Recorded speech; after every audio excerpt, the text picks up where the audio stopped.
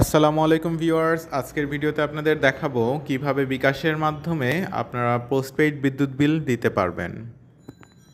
বিকাশ অ্যাপে log in করে balance check করেই আমরা পে বিলে ক্লিক করব।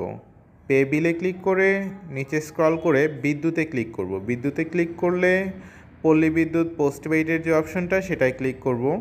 বিলের মাস ঠিক করে দিলে আমাদের বিলের যে অ্যাকাউন্ট নাম্বার রয়েছে কাগজে সেটা এখানে বসাবো। এক্ষেত্রে আমরা খুব সতর্কতা অবলম্বন করব, কারণ একটি ডিজিট ভুল হলেও অন্যের মিটারে রিচার্জ হয়ে যেতে পারে। অ্যাকাউন্ট নাম্বার বসানো হয়ে গেলে আমরা নিচের ডান পাশে কর্নারে তীর চিহ্নতে ক্লিক করব।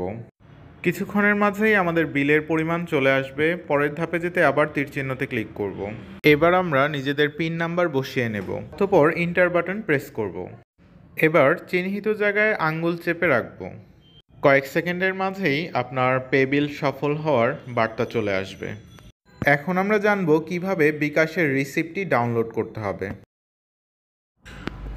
প্রথমে আমরা বিকাশ অ্যাকাউন্টে লগ ইন করে নিব। লগ ইন করে পে বিলে ক্লিক করব। আবারও পে বিলে ক্লিক করার সাথে সাথে রিসিট এবং টোকেন নামে একটি অপশন পাবো, সেখানে ক্লিক করব। এবার আপনি যে বিলের রিসিটটি ডাউনলোড করতে চান তাতে ক্লিক করে সহজেই ডাউনলোড করে নিতে পারবেন। ডাউনলোড করা পিডিএফ ফাইলটি আপনার মোবাইল থেকে দেখতে পারবেন যে কোনো পিডিএফ ভিউয়ারের সাহায্যে। তাছাড়াও আপনি চাইলে নিকটস্থ কম্পিউটারের দোকান থেকে এই রিসিপ্টটি প্রিন্ট করিয়ে আপনার বিলের সাথে স্ট্যাপলার করে সংযুক্ত করে রাখতে পারেন।